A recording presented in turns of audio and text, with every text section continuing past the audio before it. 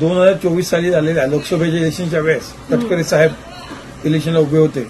प्रचारादरम्यान ते आमच्या गावी सातेरजे येथे आले होते आणि ते आमच्या पप्पांच्या स्मृतीस्थळी नमस्कार करायला गेले.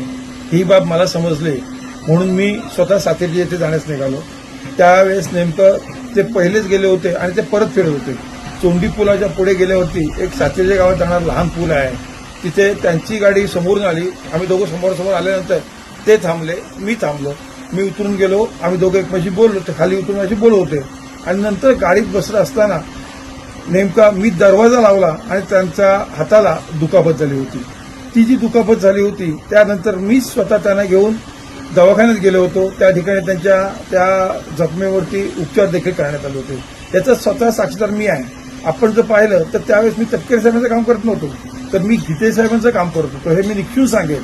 परंतु आता आपण जर बघतोय तर त्यांना ती काही झालेली दुखापत आहे तिचा वेगळीकडे नेण्याचा काही विरोधकांचा प्रयत्न चाललाय किंवा राजकीय लोक त्याचं भांडवल करतात, हे अत्यंत अयोग्य आहे आणि मला काही हे पडत नाही. एक वकील म्हणून मी सांगतो, कोणाविषयी बदनामीकारक शब्द उच्चारताना किंवा कोणाविषयी वाईट बोलताना त्याचा विचार करणं आवश्यक आहे. अन्यथा त्याचे परिणाम जे असतात ते वाईट होतात आणि खात्रीने उद्या जर काही कायदेशीर कारवाई करायची झाली तर ती पण करण्याची वेळ येऊ नये अशी मी प्रार्थना करतो.